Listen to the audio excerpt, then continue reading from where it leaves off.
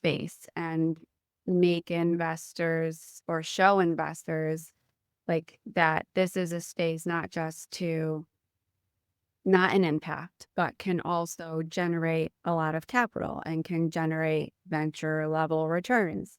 And so back in 2020, there were no VCs in this space, and now there's five or six. This is the Angel Next Door podcast, where we will talk about all things angel investing, what it is, who does it, how do we find them, what does it mean to invest in an early stage company. If you have ever wondered how you can affect the change you want to see in the world, then tune in to learn more.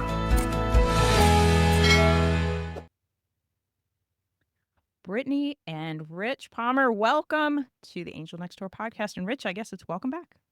Thank you for having us, Marcia. I really appreciate it. Well, I am excited for you coming back, and we will, of course, link your first episode to the show notes so that everybody can hear what you were talking about before and your journey, brain aneurysm, exited successfully, entrepreneur, became an angel investor, did all these really amazing things. And now you are doing something even more crazy, even more amazing, even more incredible, and you're getting to do it with your wife, which is totally cool. So tell us all about Adaptation Ventures. Yeah, so thank you again for this opportunity, Marcia.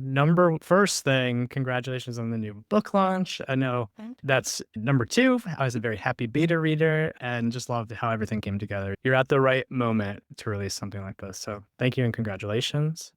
Yeah, I'll kick some stuff off, but Britt and I are going to go back and forth. I call her my better 7/8, not my better half. Definitely want to share the air here. But yeah, we're focused on, I'll cut to the punchline. It's Adaptation Ventures, which is what we launched, is a pioneering combination of a pre-seed fund and investor community that's all focused on disability, neurodivergence, accessibility, and aging, which, if you may know, we definitely know, massive populations of people, like staggering, silly numbers of folks with some really cool stuff we'll probably get into, of like interesting dynamics of how loyal these people are when they get products and services that work for them, how you have acute needs. If you acquire a disability, you have lifelong needs as you have accessibility needs, but only 1% of venture capital goes to it right now. Wow. And most of that is later stage. So you can't be later stage without having the early stage folks. And so that's this like gap that we're filling, is with so many cool things that we'll get to, but that's the gap we're really filling. Nice. And so what made you come up with this? Like, what made you say, hey, we need this? Yeah, so maybe I'll keep holding the mic because that'll be nice. When we did the first episode together, I was on the ACA board, or I was just joining. I may have just done the testimony before Congress, which was fantastic. I'm happy I did it. I don't recommend anyone does it. That's so intense. Oh my gosh, that'd be so nerve-wracking. But nerve-wracking, and everybody's, God. But a lot of what we talked about was the role of early stage capital fueling overlooked populations, right? And that's both from startups are often overlooked.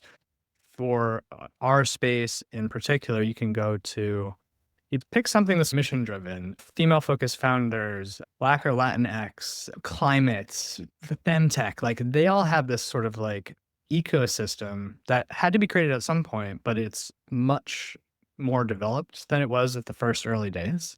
And now founders have a place to go when they first start companies in there. In our space, there's nothing.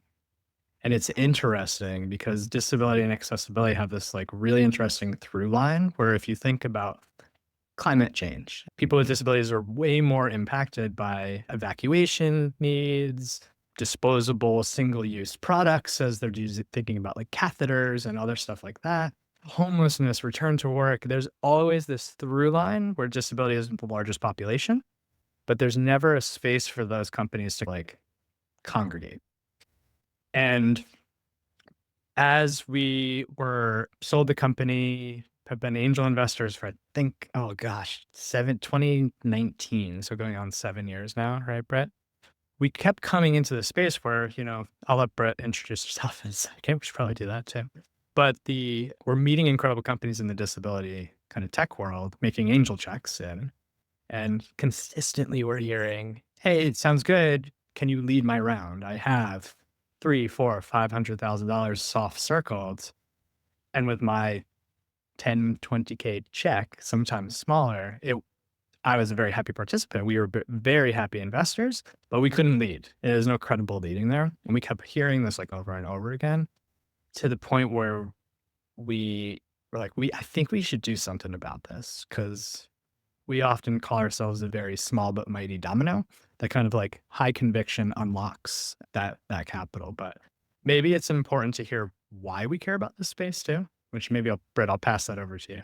Sure. Yeah. Yes, I was born with a bilateral below elbow limb difference. So I'm missing my arms from a little bit below the elbow down on both sides. And I grew up adapting to everything in my world. And back then, too, you didn't have the internet of everything to look for resources and adaptive devices and all of that. And we made what we needed to, and I adapted however I needed to, right, to be independent.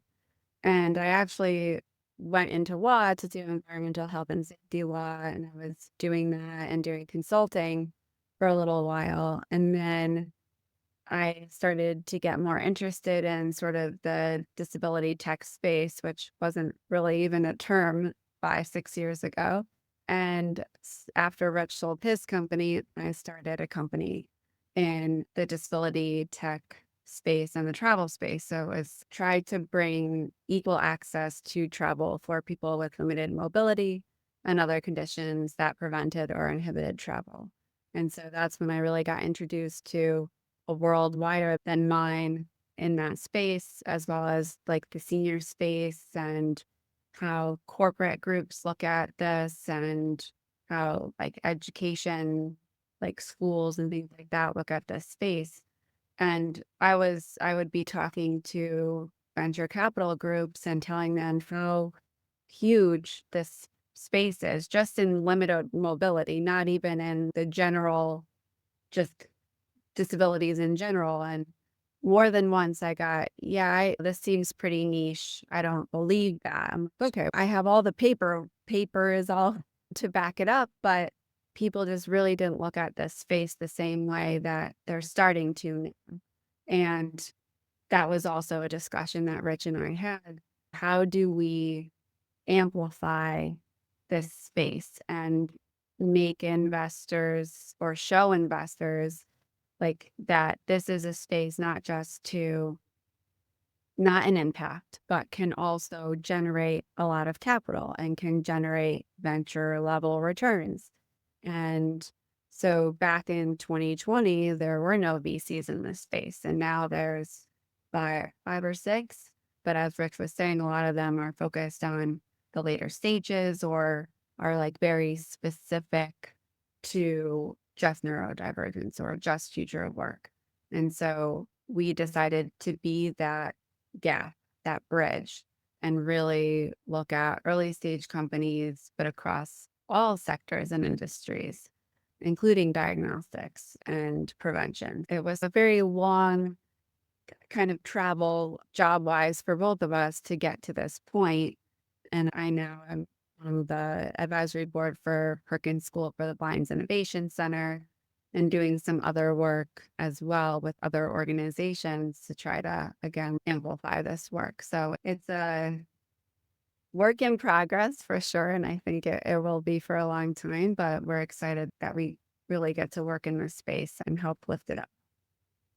Yeah, wow. Just the idea of, first of all, amazing what you're doing to help founders who are working on solutions for people with disabilities, founders who have disabilities and are working on solutions. This is so needed because a lot of times we'll talk about how women get a very low percentage of venture capital funding, people of color also very low number. People with disabilities not even on the radar. Okay, so how do we change that? And I just love that. And the fact that you're an intersection kind of between angels and VC. So talk a little bit more about that. Yeah. So what's really cool is the being on the board of the ACA, I was running Launchpad Venture Group, which is a big 185 member angel group up in New England, co-managing director of that. And it was this beautiful journey between they were my first check in. We were all the way up through seed. The former leader of Launchpad was on my board, helped me sell the company. And literally the first day the check hit the bank for the acquisition, I signed up. It was like even off cycle, I just harassed them to be like, I need to join you guys because like you changed my life, the life of all of my employees and the people that we helped. And we were doing, like you alluded, I was a Wall Street kind of engineer who had a brain aneurysm rupture and wanted to I had to learn how to read and write and walk and talk all over again. I wanted to take the dark arts of Wall Street and the dark side of all of that and apply it to something that's like good and something that just creates happiness and warmth and light in the world. And so we did AI for social good was the approach there. But what I really learned was like I ended up raising from 43 individual angel investors through this. Wow. Oh, it gets better. Brett, I think we tallied you had 80 investors and funds. Most of them were angels. Most of them are angels. So we got to see like two things. One, just how much happens when like a traditional VC, we ran the numbers recently. I think it was like they have 17 LPs. And so you get one or two brains focused on you and 17 people have written checks. And usually the VC does not want the LP involved too much. It's a very arm's length thing. Right. So you get the cash, but you lose the benefit of the kind of team sport aspect of startups, right? And on the flip side, seeing angel groups where you see the team sport, but a lot of like individual decision making and just like trying to get to a consensus across so many people. When it works, it's amazing. And oftentimes it's slightly frustrating for a founder to come in and not know how much they're going to get or who makes the ultimate decision. And so we saw both of these things, like post-exit, ran Launchpad, co-led Launchpad. I want to be really, it's really specific. I always say brand, but that's not true. There's a lot of amazing people I work with. We were LPs and funds, and we joined other angel groups. And so got to see this like wide array of like operating models. And so adaptation is effectively the best of all of it in our humble, not so humble opinion. Right. And so, yeah, we're structured as a fund. We're a 506c qualifying venture capital fund. So we get to talk about things publicly. Remind our listeners what a 506c is. We've talked about it on the show. Yeah. 506b, 506c gets crazy. And of course, I am an SEC advisor and my opinions are my own. Opinions are your own. Your expertise is more than ours. And what I am most excited about is I'm allowed to publicly talk about the fund. We are allowed to publicly discuss the raise, the fund, like anything. And part of it is because a lot of the conversations around disability, they haven't been happening, like Brittany was mentioning, or there's stigma associated with it. And we often find ourselves talking about what we do in rooms that don't know anything about disability and don't have any kind of exposure to people with disabilities. We'll get to a really interesting moment in that. But what's cool about the model is that, yeah, we're a fund, but we set our minimums like angel level minimums, which is quite cool. So we're 36K over a 3-year period. So 12K per year over 3 years. A lot of funds, they call capital right before the investment happens and you're getting whiplash across so many things. We do it once a year. So it's like you predictably know when the capital is going to be called. That's nice. Our fund of funds, LPs, and our family offices and stuff, they write bigger checks, but everybody gets access to some really amazing things, which is you can come and see every pitch. We had one just this morning where we had a blend of all of our LPs. You don't have to. It's passive, it's active. You get to come and go as you please, but you get to see the pitches. You get to ask Q&A of the founders. You get to join diligence if you want, mentor the companies. Brittany and I still have to make the decision of the investment or else we'd be LPs and not GPs, right? But the opportunity to get involved is something that's incredible. We have I'll hold the mic for another second, but we have first time folks who are just like learning from experts. We have Britt will probably share a little bit more about how we've structured the LP, like who's in that group, which is part of our superpower as well. But the merging between founders knowing like our minimum check size to them, and when opportunities to co-invest come, the ceiling is unbounded, but at least you know that going through the diligence process is going to be worth it for you because you know how much money you're going to potentially get on the end. And what's the range that you're? We're going to be 150 to 250 with 20% or so in reserve. So most of it is pre-seed. So we are that part of what's interesting, we were mentioning, like the strategy is working out in an incredible way where we often come in as the high conviction people with disabilities, LPs have disabilities, but maybe can I run with it? Or do you want to talk about this part? This is one of the things that makes me so excited. So thank you. It's incredible. Yeah, we have high net worth individuals and family offices and angel investors and financial professionals on one side. But then I'm 99% sure we're the only fund that has people with disabilities as their LPs. So accredited folks who blind, deaf or hard of hearing, have spinal cord injuries, paralysis, memory disorders, neurodivergence, or are caretakers, teaming up with Paralympic athletes and disability authors and influencers, all coming at problems from different kind of lived experiences and perspectives, so that when we do make a decision, it is with extremely high conviction that we're on the right track. So it's quite exciting to do that. Nice. That seems like it's such a win for the entrepreneurs. So tell me a little bit more, Brittany, about some of the companies that you've seen so far. You said you had a pitch date even this morning. So Yeah. tell us. Yeah. Tell us all So, the goodies. one of the reasons why we bring the companies in front of our LPs is because we want them to get to know these entrepreneurs and be a community for them. I think we talked about the qualified venture fund aspect before, but it allows us to have well over 100 LPs if we so choose, which really creates that community aspect. And we tell entrepreneurs now, when you have a request, it doesn't just come to Rich and I, it comes to us and all of our LPs, and you're aggregating everyone's expertise and connections to help our portfolio companies.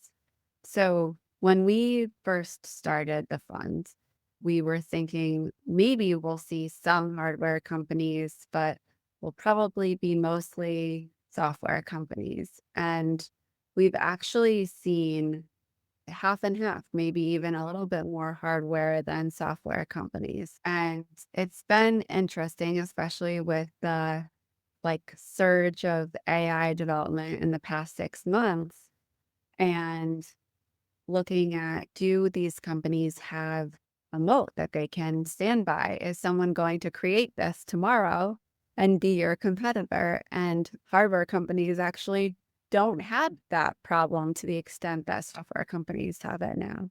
So that's just been generally interesting. But the companies in this space have had to be so scrappy to begin with because of the limited capital that flows to it, that when you compare them, like a pre-seed stage company in this space to a pre-seed stage company in other spaces, ones in our space, we've just seen them much further ahead. So one of the companies today that pitched, that's a hardware company, they have $2 million in the pipeline and have $800,000 in deposits, and they're raising a pre-seed round of funding.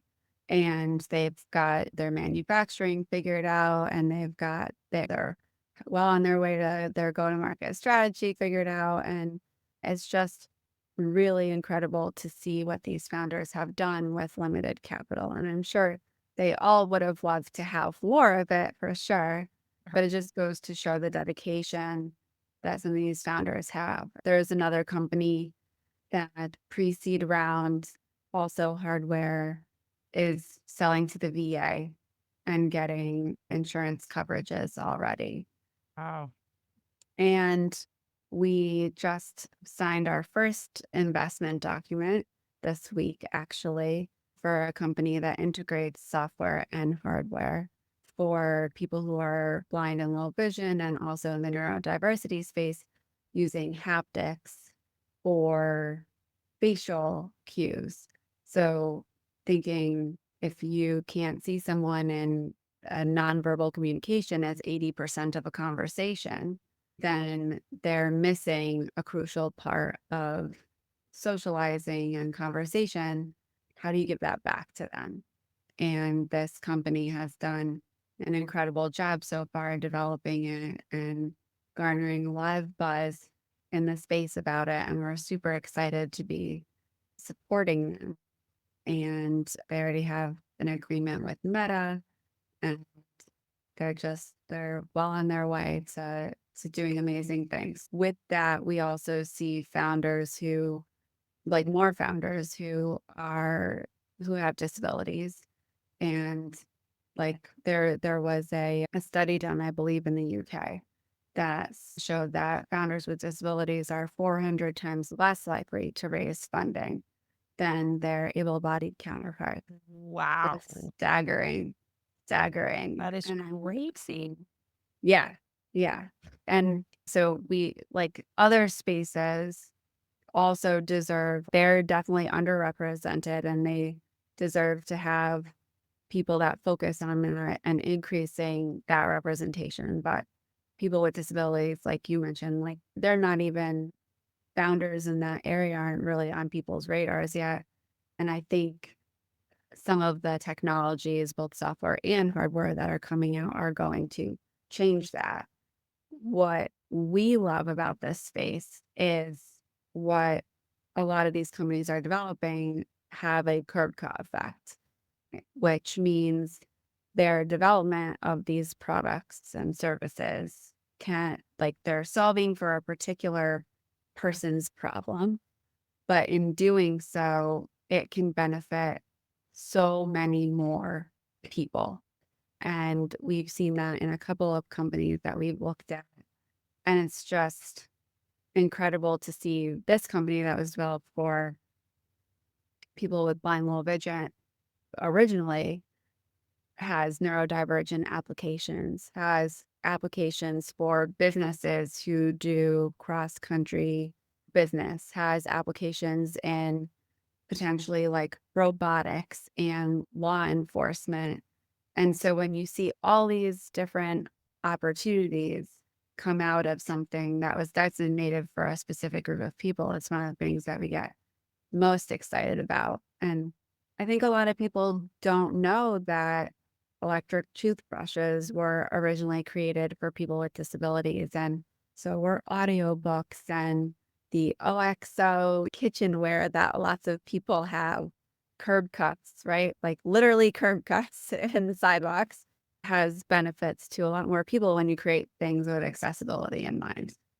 I love that. Yeah, curb cuts. Of course, you got to roll your suitcase up there, Right? You're an Your able-bodied suitcase, person.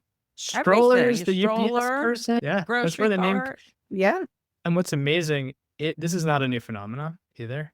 Typewriters came from someone trying to help their blind friend be able to type a letter. SMS, like the actual texting, was a precursor of that, was with the disability community. Everything from speech to text to it's incredible seeing this thing where you design for the kind of hardest user in mind. And it's this intersection of like necessity that when it hits universal appeal, that's like literally life changing. When it's disability, it's life changing on the scale for that. And when it hits that universal appeal, it just explodes. So that's part of our thesis too, is while you're with us, you might be a disability or neurodivergent or accessible tech company, but we're always looking at like the intersection later once you hit that like Series A realm. And we go into some of these incredible spaces. It's quite exciting from a diligence perspective because you get to be extremely serious on the short term, but then think massively for the long term. It's great. Yes. That is so exciting. And you know what? I always love an entrepreneur who will see a problem because they have the problem or they've experienced the problem in some way. And then they are just so adamant about making sure that they can find a solution to it, that the solution is actually really good. I'm sure you're seeing that, like tenfold.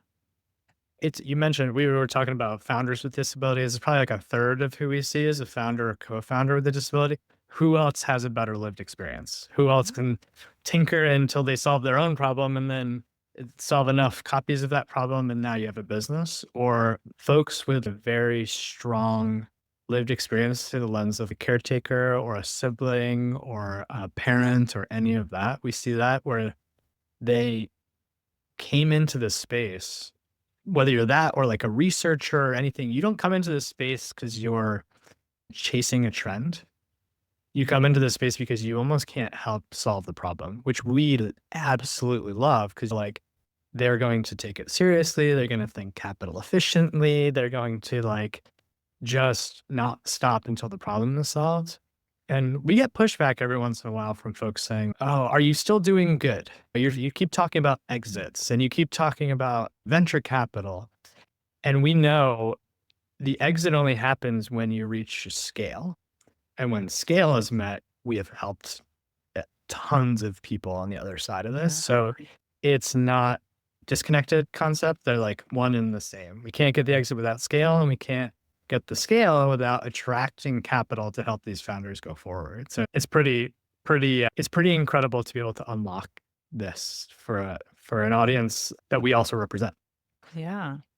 And so with the way that you have structured the fund, can you have roll-in closes so that people who are interested, since we are allowed to talk about marketing on a podcast. So tell us like all the things, like how are you structuring that in order to get more capital to invest in these amazing founders? Yeah, so we held our first close earlier this year, and we can hold roll-in closes through the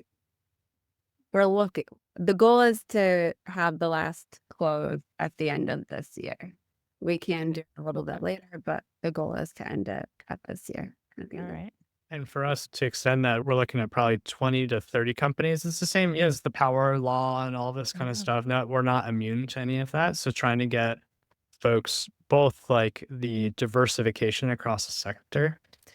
What's really cool, Britt was talking about like hardware enabled or software enabled hardware and software. So we see all that across all sectors, both ones that people have familiarity with. So education, fintech, insurance, retail, travel, socialization, but then also things like caregiving, like we mentioned, or prosthetics, or especially like for neurodivergent innovation, like executive function work and like workflow stuff and all of this rehabilitation, right? You get to see this cross section of stuff and this whole other world that you probably wouldn't have access to before for the size of an angel check. It's incredible, like the distribution along that way. And what we really like about the space, which is quite cool, and I'll talk about it, right? I have friends who are in other sectors. It's much more cutthroat in terms of like VCs stepping over each other. If you do the deal, like it's intense. In our space, it is like collaborative. And so like, even when we were angel investing, now turning into the VC side of it, we were on cap tables where multiple VCs are all like working together. And usually we do it too. If we pass for any reason, we can say we help the founder talk to the other VC about who can come into the round because we want them to succeed, right? And that just that trickles down to the types of people we meet and the types of LPs that are in there and all of our partners in a way that's just, it's a nice way to make money and have impact. Yeah. Yeah. Wow. Yeah. Cool stuff. Very cool stuff. So tell us, where can people find you, entrepreneurs, potential investors, all the people? So maybe, Britta, I'll steal a bit. And then one thing, and on two fronts, adaptation.vc, venturecapital.vc, is you can see all sorts of stuff on there. We intentionally, you go to a lot of VC websites, maybe this is a shots fired kind of comment, but you go to a website and there's nothing, or it's like a picture and it doesn't scroll and it says info at, right? Yeah. We did two things that I think are really important for us to tell people about. One, every resource that helped Britt and I start and sell companies, we've actually put on that website too. So if you go under resources, you can see everything from pitching to how to put together fund models to white papers to even And other yeah. investors. other investors, which is just an incredible way of just saying, here's everything we wish somebody helped us do, because we can help you skip a whole bunch of like research steps and all that on one side.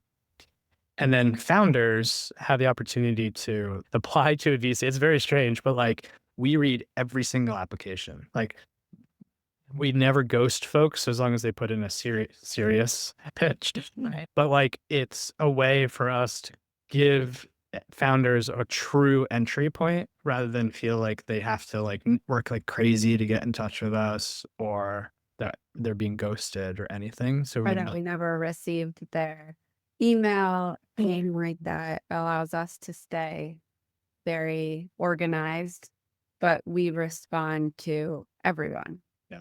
So that people are not left hanging, wondering if we reviewed things. Sometimes we take a little bit longer than we'd like to get back to people, but everyone gets a response from this.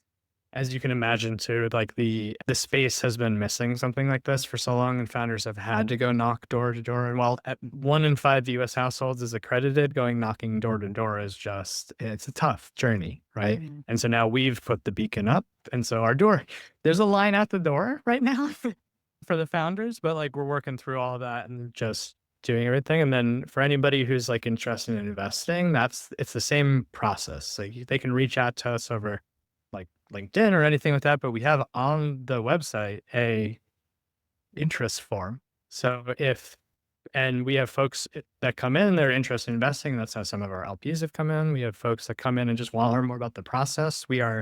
This is what you get to. It's like not a hard sell.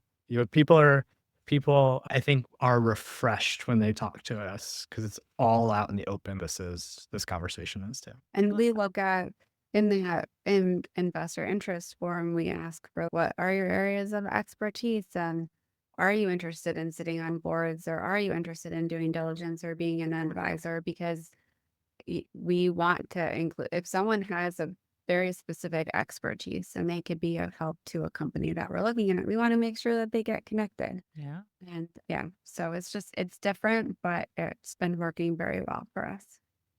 I love that. I love how you're getting LPs involved in diligence, that they're getting to see all the pitches, so they're learning along the way, or they're getting on boards. It's just, yeah, I love the model. I'm so happy you're doing it. It's very needed in the space. And I just realized we're missing one resource because we have a book list, and I think Unapologetic Wealth has to go up there. And I mean that, and not brown nosing a little bit, but Yeah. like the books and the way we approach is for the benefit of both the startups and the LPs and people thinking through how they're deploying capital, how the investment even happens. Like one of the things that you want to talk about philanthropic capital. Oh, yes. I wasn't even feeling like do that. I find myself in that space, but like we having run Launchpad and Britt and I both had a significant number of angels. Some of them they've been investing for quite some time. And so they're looking at their current direct investments and saying, I don't know if I love the startup game, but I'm not sure this is how I can stay involved, is directly investing anymore. And so we have a whole bunch of folks who have set up like donor advised funds or have set aside philanthropic capital, who we've talked about on the show before and had some folks related to it before who were mission driven or funds. So we have a charitable partner that we work with where you can effectively invest your philanthropic capital into venture. And that is unlocking some incredible things on two sides. One, angels who either have that money that's just sitting, collecting fees, let's put it to work. Once it gets in the hands of these founders, we see them being like Britt and I, like the second that exit happens, they're going to go right back into the ecosystem. Yes. So it's this virtuous, that's the point of philanthropy, to create this virtuous cycle for good. And this is just another way of doing it. And then the other side, which is really interesting, the impact investor side. Sometimes they've got that earmarked philanthropic capital. They hadn't really thought about venture before, like at all. And this is one way of dipping toes in, we're very structured. So like the flow and the diligence and everything is extremely structured. So you get to learn from the best of all those worlds. but you can pull from your charitable pool. So it feels familiar as well. It's cool. I love that. And- I'm all about that. Yeah. And the charitable partner that we work with, they're focused on this space, actually. So Oh, wow. they Awesome. their goal is to support disability and neurodivergent startups. And so it's like that flywheel of that DAF money, some of it goes back to them and then they can do more good with it and in more companies. So it's a great, I think we've developed a pretty good plan on the philanthropic side that people, feel comfortable with. Yeah, I actually read an article this morning about DAFs, and it said $326 billion is sitting in DAFs. And Right. it's, to your point, Rich, it's just charging fees and doing whatever it's doing, but it's certainly not helping and doing some of the good it could do. And it's one of those things that I want to be we accept it, but it's not just about us, right? Like other mission-driven funds can accept it, startups of all different kinds in and out of our space. And so, yeah, we'd love our founders to have more capital, but like in general, that money needs to move. It needs to get put to work. And so we are on we're definitely standing on the soapbox. And what's cool, and we talk to LPs and we meet people here and there and we get a lot of intros, but we recently, I won't call them out, but we love you. We pitched an angel group, which was quite interesting. I don't know if you and I have not talked about this, but when's the last time you heard of a fund pitching an angel group? It's a great idea. Yeah. When it doesn't overlap with take away from their core focus, usually like a regional focus. And part of it was talking about the philanthropic capital because folks were curious about how to deploy it. We are just one way, like one mechanism of doing that. This one particular group, I think about half the members were excited to do diligence on us. And about half of those people ended up becoming LPs, give or take. So it was one of those. That's awesome. And we're even teaming up now on diligence, co-investing. It's one of those kind of incredible experiments that I think across the US, it may be something worth considering. All right. So people can come be an LP by investing directly. They can use philanthropic capital through a DAF, or they can use their self-directed IRA, right? All right. Okay. So we got lots of options. Definitely want to check out adaptation.vc. So, well, thank you so much, Rich and Brittany, for being on the show and telling us all about this amazing, I wouldn't even call it a fun, like an entire whole ecosystem that you're creating, right? We've been like hybrid, this, that. So yeah, let's just say it's an ecosystem. And for us too, the fund is part one. We want to build a firm. We want to do this in an enduring way that helps as many companies and as possible and as many people to get involved and play the sport on the field, as if you will, get out of the stand. So that's our goal. I love that. Thank you. Thank you for having us. Thank you.